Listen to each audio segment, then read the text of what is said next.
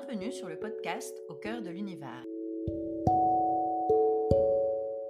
Nous sommes Virginie, et Myrtille, accompagnantes de l'être.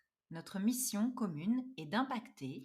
et de guider les âmes à travers le réveil de conscience. Je suis Myrtille Simonotti, praticienne en guidance de l'âme avec le Human Design, l'Akasha, la médecine du souffle et le yoga restauratif. Je suis Virginie, fondatrice de Cheval Autoromant, une terre d'éveil à travers les pas des chevaux, des constellations rituelles et des rites ancestraux. Salut! Nous sommes ravis de vous retrouver pour commencer notre échange. Moi, c'est Myrtille et je vais commencer par vous parler un petit peu de moi. Et je vais plutôt vous parler de mon parcours de vie plutôt que de mes outils et de ma vie professionnelle. Parce qu'aujourd'hui, c'est mes expériences et mon parcours de vie qui font la personne que je suis et qui font que je suis profondément guidée pour accompagner les âmes qui sont en chemin sur cette terre. Donc moi, j'ai grandi comme beaucoup d'entre nous dans une famille avec ses malheurs, avec ses bonheurs, avec ses conditionnements, avec ses joies, avec ses peurs.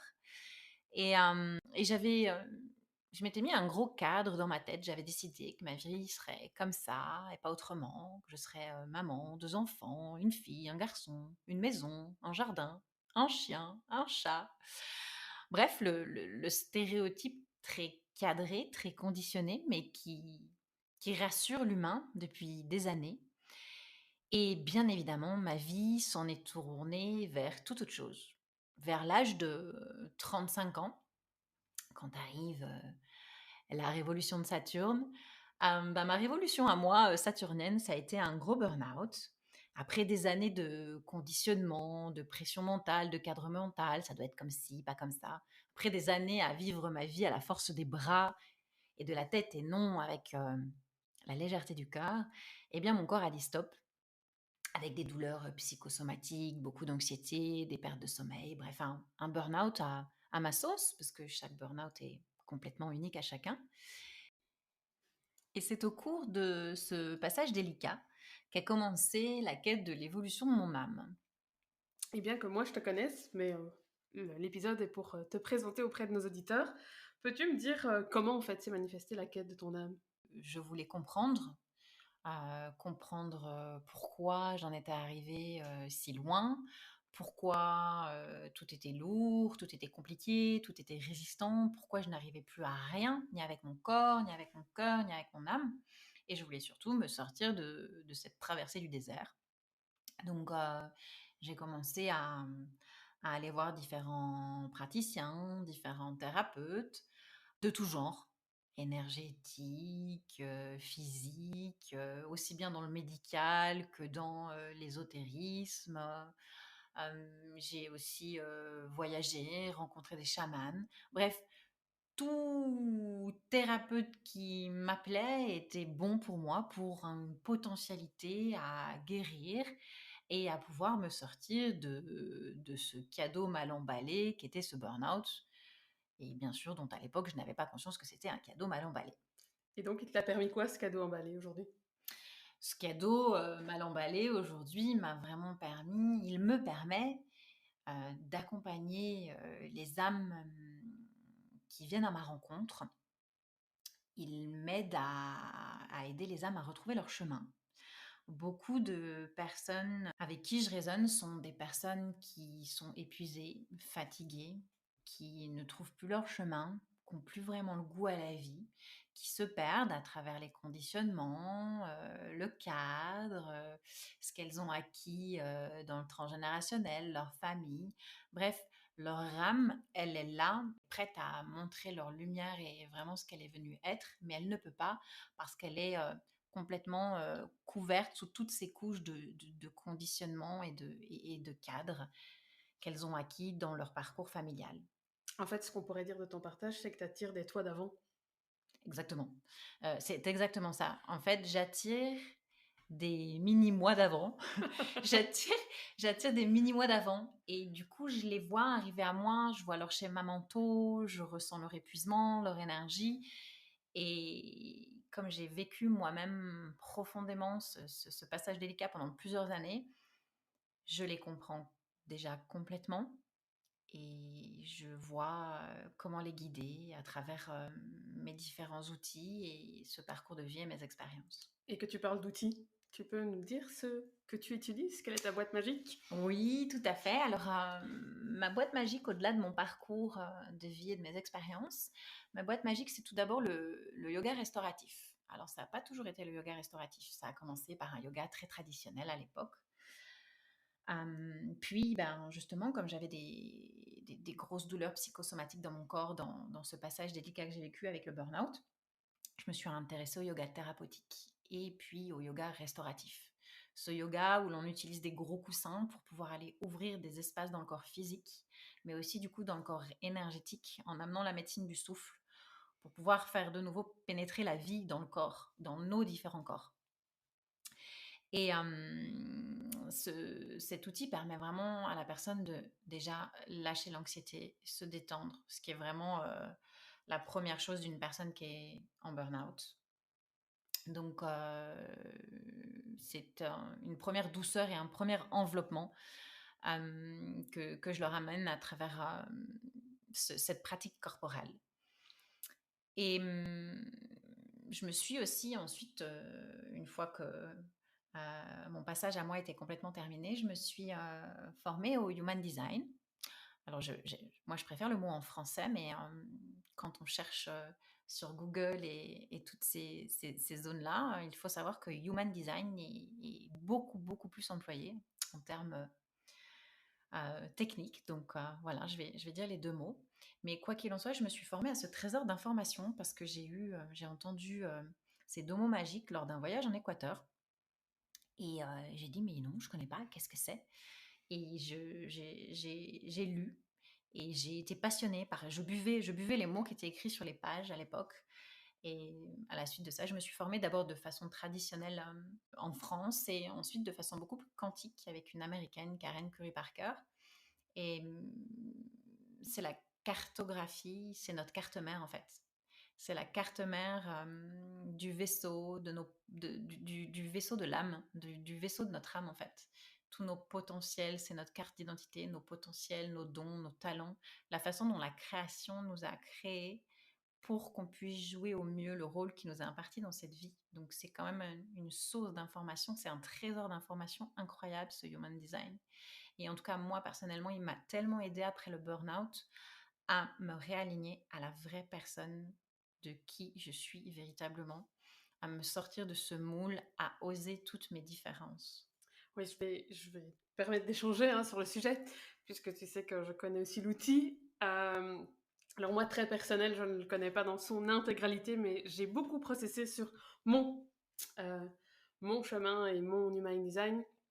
Et, euh, et ce que j'ai envie de partager, c'est que, en fait, il vient s'autoriser à être soi. C'est-à-dire que moi, personnellement, mon chemin, mais on en parlera un peu plus tard, ça a été oser être. Et en fait, j'ai vu que ce qui était à l'intérieur de moi grâce au Human Design, en fait, j'avais le droit, c'était écrit en fait. C'était comme si on venait me prouver sur un petit parchemin, tiens, en fait, ce qui est à l'intérieur de toi, c'est écrit et tu as le droit. Ouais, c'est exactement ça. J'adore le mot parchemin que tu utilises parce que moi, j'utilise souvent que c'est le manuel de notre voiture en fait.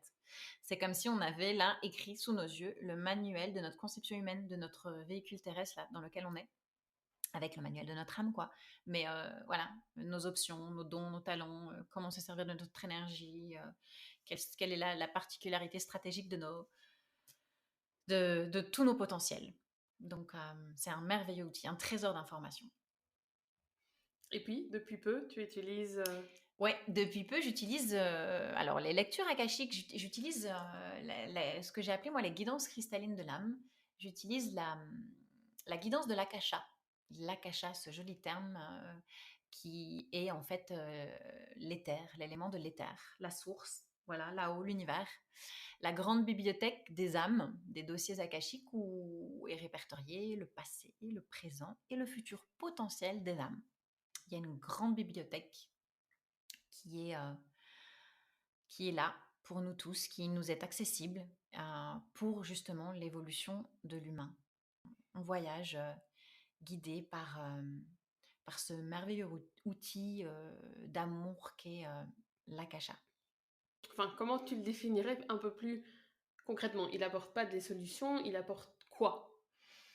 Il apporte la vie de l'âme.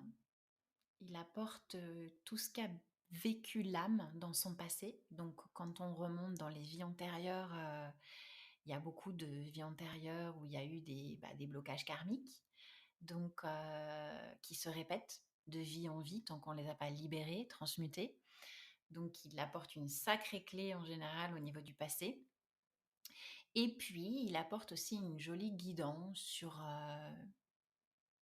le chemin le plus aligné, le plus juste, du présent et du futur potentiel de la personne qui reçoit cette guidance. Et c'est toujours fait avec beaucoup d'amour parce que la source et l'éther, c'est une énergie d'amour universelle.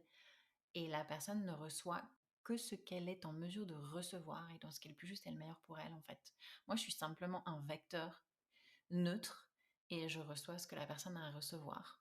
Voilà, ça se traduit sous... C'est comme si j'avais un grand écran sous les yeux et ça se traduit sous forme d'image. J'entends aussi alors j'ai beaucoup de ressentis. Voilà, mon corps qui a été autant blessé par le passé dans mon burn-out, aujourd'hui mon corps c'est une de mes plus belles guidances, un de mes meilleurs atouts. Mon corps me parle beaucoup pendant ces voyages avec les belles âmes dans l'akasha. Et si tu devais donner un mot pour la fin, pour te présenter, comment... Ben vraiment que ce burn-out, ça a été un cadeau pour moi parce que c'est grâce à lui que je suis la Myrtille d'aujourd'hui. Et c'est grâce à lui que j'œuvre avec les arts de mon corps. Ces 3 outils du yoga restauratif, aussi la médecine de souffle. J'utilise beaucoup, beaucoup, beaucoup la respiration. Le human design, l'akasha. Ce burn-out, ça a été le point clé, la clé qui a fait tourner ma vie, en fait, qui a fait tourner ma vie à 360 degrés. Donc, grâce à mon parcours de vie que je suis qui je suis aujourd'hui. Voilà. C'est bien beau tout ça. Donc, Oui, amour et gratitude sur nos expériences de vie plus douloureuses, quoi. exactement, ouais. C'est nos expériences de vie les plus douloureuses qui nous permettent vraiment de transmuter et d'évoluer. Et toi, Virginie, est-ce que tu peux nous parler un petit peu de toi? Oui, avec plaisir. Comme je l'ai un peu partagé juste avant, ben moi, je pense que mon chemin de vie, ça a été d'oser euh, être qui je suis. Mais donc, moi, je suis une petite fille diagnostiquée dyslexique, à qui, au niveau familial et au niveau sociétal, on va imposer de travailler dur, très dur. Il faut beaucoup travailler pour arriver à des résultats et arriver à ce qu'on veut dans la vie. Et ma bouée de sauvetage, en fait, ça va être les chevaux qui vont rentrer dans ma vie. En fait, ils sont déjà rentrés très très tôt dans ma vie, alors que concrètement, il n'y a pas de personne de mon entourage qui est dans les chevaux, si ce n'est qu'une petite prairie au bord, enfin au bout de la rue de chez moi, où il y a un cheval. Et, et autant j'ai pas beaucoup de souvenirs d'enfance, mais là, je me revois souvent vouloir aller à cette prairie qui porte le lieu-dit Gérardy, en disant à mes parents que je veux aller voir ce cheval à Flinger. Et j'y vais, et je sais que je veux toujours monter à cheval, et que mes parents me bercent de c'est pas bon pour ton dos. Et j'avance comme ça, avec ouais, ce souvenir qui reste de moi si petite à vouloir absolument être à cheval. Et je pense que c'est important de dire être à cheval. Puis, quand je suis diagnostiquée dyslexique, les choses font que ça se met en place. Parce que mes parents m'avaient toujours dit, à croire que eux-mêmes, leur âme savait, mais m'avaient toujours dit, à 7 ans, tu pourras. Et à 7 ans, je suis diagnostiquée dyslexique. Et les chevaux vont rentrer dans ma vie. Et là, alors que je suis à l'école, je reste dans un cursus traditionnel parce qu'on m'inculque de travailler dur pour y arriver, au lieu de me donner un chemin plus facile, hein. Je suis certaine que ça part d'un espace très beau de mes parents, mais voilà. Et en fait, avec les chevaux, tout est simple. Je dois pas travailler dur, je dois en fait rien faire de plus qu'être qu'être juste avec moi, juste kiffer, aimer. et c'est un si beau déjà quand je fais le rétrospectif de ma vie, c'est déjà un si beau parcours, qui m'inculque là, à 7 ans. En fait, tu te rends compte que quand tu es petite fille, tu ressens déjà dès que tu es avec les chevaux que tout est beaucoup plus doux, léger, et simple et facile pour toi à ce moment-là que le cursus normal de l'école et, et la proposition de tes parents.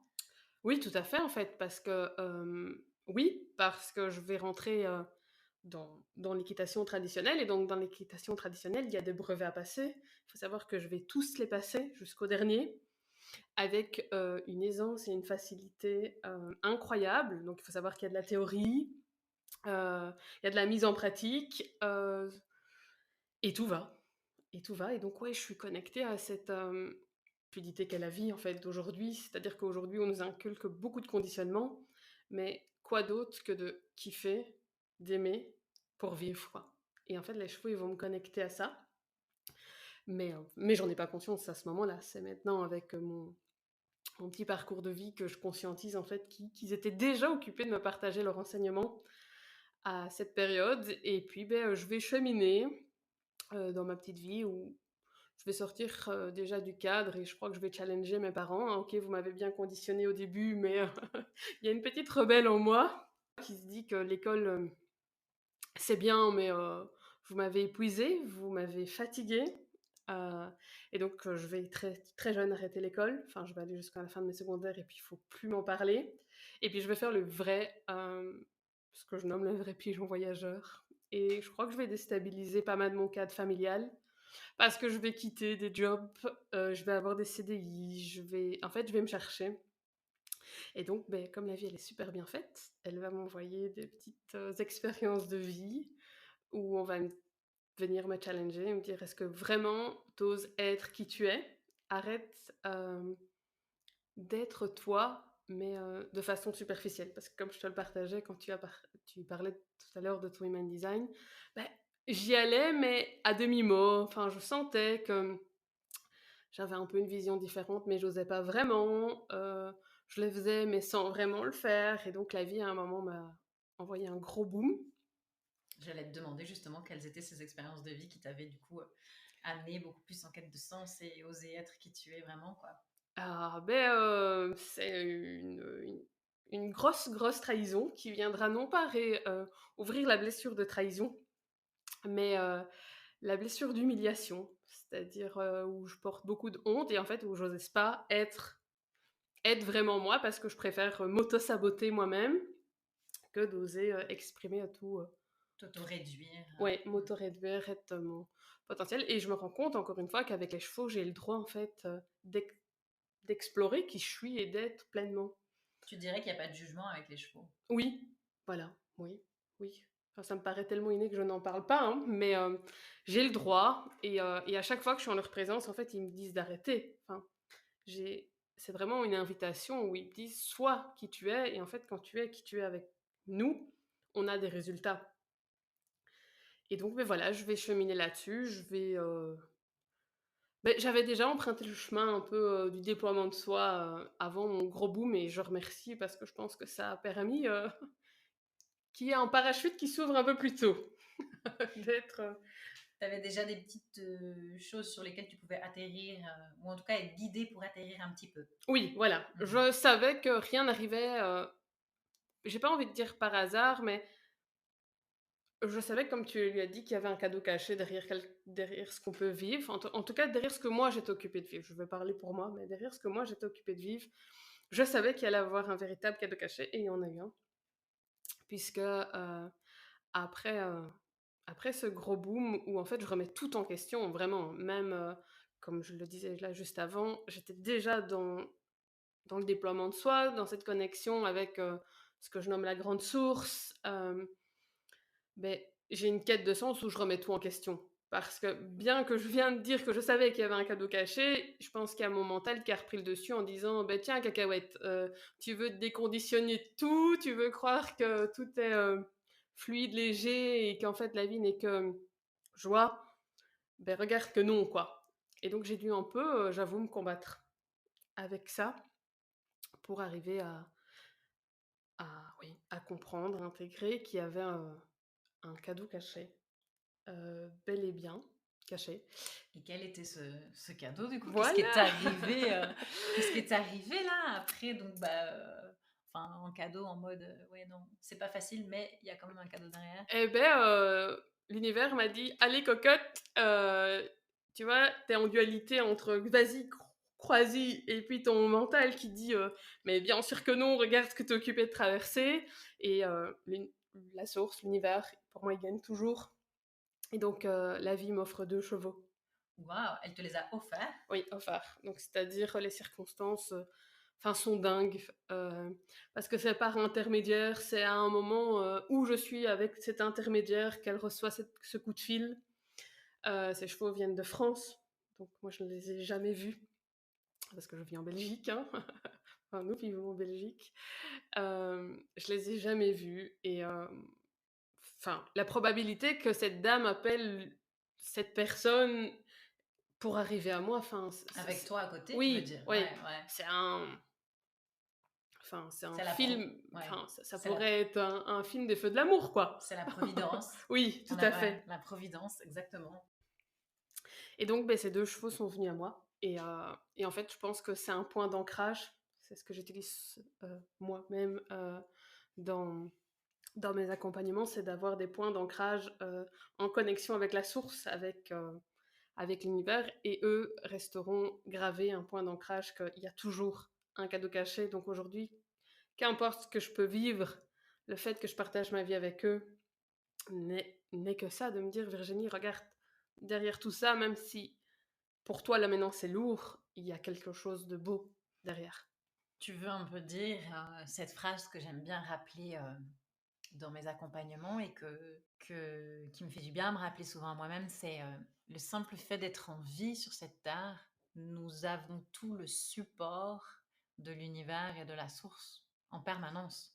À Mais ce moment-là, c'est ce que tu as reçu avec ces chevaux. en fait, oui, je j'ai même rien à rajouter parce que c'est oui, c'est ça en fait et je sais à quel point ça peut être challengeant de l'entendre, je sais à quel point, ouais, à quel point ça peut être challengeant de l'entendre, mais en tout cas, mon parcours de vie me permet de me dire: «Voilà, il y aura toujours ça, tu seras toujours soutenue».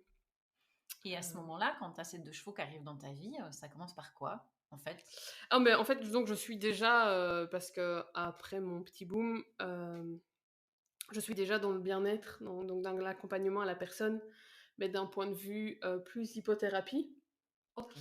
et eux vont me dire, «Cocotte, tu sais qu'il y a quelque chose de bien plus vivant à l'intérieur de toi» et donc ils sont pas non plus certes, ils sont l'emballage d'un cadeau mal caché, mais ils sont aussi là pour me dire: «On passe à l'étape supérieure» parce que donc j'étais déjà en chemin pour oser être et là, ils vont me dire: «On passe à une étape supérieure et tu vas vraiment oser être». Et donc je vais me poser souvent la question auprès d'eux: «Suis-je vraiment, en fait, là pour oser être?» et il va s Comment ils sont venus te challenger en te disant tu vas vraiment oser être? Que c'est passé par quoi en fait? et beh, m'aligner à moi, c'est-à-dire ralentir, sortir de ces conditionnements de: «Il faut travailler fort, beaucoup». T'aligner à toi-même en fait? Ouais Ouais, ok. et donc je vais passer de nombreuses heures, en fait, il y a rien d'autre, il y a rien de spectaculaire, en fait, hein, mais je vais passer de nombreuses heures à être là, assise, avec eux, ne rien faire, ne rien demander et aller, me connecter, en fait, à ce qui est vivant à l'intérieur de moi et plus je vais m'y connecter, plus je vais avoir une connexion avec ces 2 êtres qui partagent ma vie. Et ça passe par quoi, cette connexion? C'est quoi? C'est des ressentis? C'est tu reçois des messages? Comment se passe cette connexion entre vous à ce moment-là? Parce que Ben, en fait, moi, je suis quelqu'un qui a besoin de beaucoup d'ancrage, donc de voir, de venir rassurer ce petit mental qui a été, bien blessé, il y a plus de 5 ans et donc ça va se manifester très concrètement, c'est-à-dire, je vais avoir une pensée que je vais conscientiser parce que ça, c'est l'enseignement des chevaux, c'est-à-dire être avec ce qui est. Il n'y a rien à rejeter, il n'y a rien à bannir, il y a être avec ce qui est. Et donc, je vais conscientiser des pensées, des sensations, des ressentis. Et une fois que je vais les conscientiser ouais, et les ressentir, enfin, c'est très dur de mettre des mots sur ça, mais le vivre, le ressentir, eh bien, je vais avoir une connexion où, au lieu d'être à 100 mètres de moi dans leur prairie, ils vont venir au-dessus de moi l'air de me dire: «Tu vois ce que tu penses, ce que tu ressens, ce que tu as envie, ce désir intérieur, tu as le droit.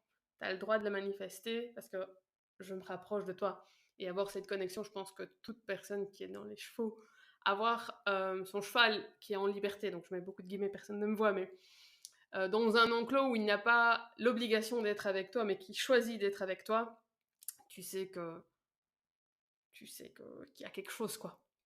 En fait, tu es en train de nous expliquer que quand tes chevaux s'approchent de toi, à ce moment-là, ils t'apportent une confirmation Oui, de ce que tu penses. voilà, Genre, ça c'est juste, oui, c'est vers là ouais. qu'il faut aller quand ils viennent vers toi. Et par exemple, genre, peut-être plus ils s'éloignent ou plus ils sont pas là, plus t'es pas là non plus, en fait. Moins c'est juste ce que tu penses ou ce que tu vis ou ce que tu vibres, parce qu'en fait, c'est ça, c'est de l'énergie que tu leur envoies et qu'ils te ressentent. Oui, oui, ça en fait, notre début de relation a commencé comme ça. Aujourd'hui, elle est un peu plus forte encore, mais notre début de relation a été comme ça, en fait, à m'aligner pour rentrer en fait, en connexion avec eux et beh, tant que je suis pas alignée, je suis pas en face à moi-même et eux, ce que les chevaux demandent, c'est d'être, face à l'ouverture de notre cœur, face à l'ouverture de notre âme. Eux qui ont un cœur, je me souviens plus, mais tellement plus grand que le nôtre. C'est une connexion de cœur à cœur et de âme à âme, et donc ils vont me demander d'être dans cet espace-là pour pouvoir construire la relation. Mais il n'y a rien de grandiose, il n'y a rien de magique. J'ai appris juste à ralentir et à être, en fait, si je dois dire concrètement, quoi. Ok, j'ai compris. En fait, tu t'es très vite rendu compte de ce jeu JEU, hein, qu'il y avait quand tu étais là près d'eux, et cet échange de jeu entre eux et toi et eux, et si c'était aligné ou pas. Et tu as simplement œuvré comme ça à chaque instant T, et une nouvelle expérience que tu vivais avec eux. Oui, Mhm. oui, et encore, souvent, ça se passait par après. D'accord. C'était pas... Enfin oui, je sentais qu'il y avait des choses, mais c'est toujours après, c'est comme si j'avais toujours besoin d'un temps d'intégration. Et puis ils m'ont envoyé, ce que j'aime bien dire, c'est la patate chaude en disant, «OK, t'as fait» parce que j'ai fait des formations, moi, de coaching, mais j'ai très vite su que c'était pas pour moi et j'ai très vite su que j'avais un versant beaucoup plus, ancestraux, Mystique. mystiques. Oui, c'est ça. Heu et donc là, ils m'ont dit, «OK, quoi». Hem et là C'était quoi aussi cette patate chaude? beh, c'était ça, c'était d'oser ce mystique, en fait, dans mes accompagnements. Et comment c'est arrivé? C'est arrivé à travers un livre? C'est arrivé à travers une rencontre? Comment c'est arrivé ce mystique? Alors là, il faut être bien ouvert. Je pense que tu en as Nous parlé. le sommes sur sur notre podcast. Euh, Tu en as parlé donc quand tu as parlé des lectures akashiques. J'ai été recontacter des anciennes mémoires de vie ancestrale et, et aujourd'hui, j'ose les affirmer. Alors oui, oui, voilà, je pense que c'est ça. Et c'est ça qu'ils m'ont demandé parce qu'en fait, je travaillais, enfin, encore beaucoup de guillemets, mais je travaillais déjà avec eux, donc j'accompagnais déjà l'humain avec eux. Et là aussi, en fait, ils se sont manifestés de la même manière que j'explique comment notre relation a pris vie, cette connexion entre eux et moi. C'est qu'ils étaient moins en moins présents dans les accompagnements. Et moi, je ressentais très fort qu'il y avait quelque chose qui était plus aligné dans le trio qu'on forme. Et puis j'ai osé faire ce mystique, sortir du cadre des constellations familiales telles quelles, mais faire beaucoup plus des constellations rituelles où il y a beaucoup plus de symbolique, relier très fort la terre-mère et tous les esprits qui peuvent s'y retrouver. Donc il faut savoir que moi, des fois dans mes constellations, il va y avoir un chevreuil qui passe, un renard. Oui, parce que j'ai la chance d'avoir des renards qui partent dans mes espaces. Et donc voilà, c'était ça la patate chaude, oser. D'accord. En fait, ça s'est matérialisé, si je comprends bien, par rapport à des vies antérieures, comme des incarnations glorieuses que tu aurais vécues en tant que femme à l'époque, ancestrale avec les chevaux, et tu aurais reçu ça, si je comprends bien, hein, tu aurais reçu ça dans ta vie de maintenant, et ça t'aurait guidé vers la constellation avec la voix des chevaux. Oui, voilà, tu as super bien, tu as Ok, super bien résumé. et donc, ce qui fait qu'aujourd'hui, tu accompagnes les âmes Ouais, avec cet outil ouais, merveilleux. quel acc C'est le mot outil, il a même pas assez de grandeur pour exprimer, exprimer ton œuvre. Alors, dis-moi un peu plus concrètement. Mais c'est très compliqué de mettre un mot parce que ce que je dis souvent, et déjà en règle générale, à travers l'outil de la constellation, on dit que c'est une expérience qui se vit plus qu'une s'explique. Mais avec les chevaux encore plus, parce que les chevaux demandent de mettre notre mental à la juste place. Et ce qui est encore plus décuplé avec les chevaux, c'est que euh, ils vont vous faire cette invitation de mettre votre mental à sa juste place. C'est-à-dire que oui, ils vont découpler la puissance de l'outil. Et donc, là encore, j'ai encore envie de dire, ça se vit plus que ça ne s'explique. Je pourrais donner plein d'espaces de guérison dans lesquels ils nous ont accompagnés, hein. Mais je pense ouais, que ça se vit Est-ce que tu plus pourrais que ça peut-être que nous donner s'explique. un exemple? Par Oui, un exemple, une exemple. personne qu'on ne nommera pas, ou une personne qu'on peut nommer David? Une personne qui est dans des très grandes résistances, qui est très très fort dans son mental et dans sa tête, et le cheval qui vient coller sa tête contre tête en fait. Il y a des belles libérations qui s'enclenchent en fait, et tout a un sens dans le champ de la constellation. Et la personne émotionnellement la comprend et ce qui se Je passe, pense même, et elle la ressent, elle elle la la vit. ressent, elle la vit, ouais. Et je Et sais le même, cheval, il vient lui montrer en ouais, fait exactement ce qui va pas, ce qui est oui. pas aligné. Oui, et puis il peut avoir aussi, parce que là je fais un peu du grandiose, mais il pourrait y avoir juste un concept, un symbole qui doit bouger. Le cheval va, si c'est un objet ou un point d'ancrage, va le bouger lui-même en passant dessus. Si c'est une personne et que par exemple ce point d'ancrage doit exprimer la peur, je sais pas, le cheval va reculer par derrière et la personne va être confrontée à l'arrière-main du cheval et Il va avoir peur, du coup. qui est un grand mythe aussi. Attention, l'arrière du Ouais, cheval, et ouais. donc ouvre.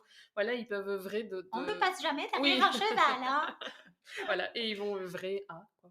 Ouais, je comprends. Et en fait, toi, au milieu de tout ça, tu sers de guide, c'est ça? Oui, moi je suis un guide, je suis un peu le chef d'orchestre, je guide, ouais, je guide. Et du coup, tu peux traduire, toi, à travers tes mots d'humaine, aux personnes que tu accompagnes, ce qui s'est passé, ou en tout cas, ils l'ont vraiment ressenti comme tu l'expliques, mais tu peux les aider à déposer des mots sur ce qui s'est passé, ce qu'ils ont ressenti. En fait, je guide en traduisant simplement ou en reflétant. En fait, Tu traduis le langage cheval, oui, on pourrait un dire ça peu. comme ça. Mm. Oui, ça, je peux faire ça, ça c'est dans mes espaces individuels, mais dans mes espaces collectifs tels que Constellation, en fait, je ne viens juste être que le reflet. Et donc conscientiser, est-ce que tu as bien eu peur là? Parce que la personne constellée a besoin d'entendre que ce symbole ou ce concept-là a peur. Donc en fait, je viens juste refléter. Et je vais rebondir sur ta partie, toi, qui est du Human Design. Et donc, moi, j'ai fait le Human Design de mon entreprise. Et, euh, et nous sommes réflecteurs. Donc, on reflète, en fait, ce que les autres ont besoin. Et donc, en fait, dans mon job, il y a moi, la personne que je suis, et puis il y a la personne que je suis au service d'eux. Et donc, je viens refléter.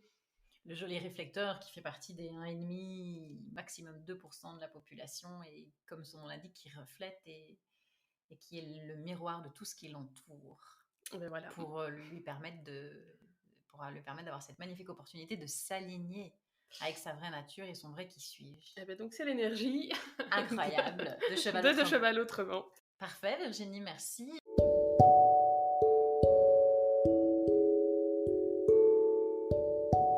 Nous espérons que vous avez pu entrer au cœur de notre univers.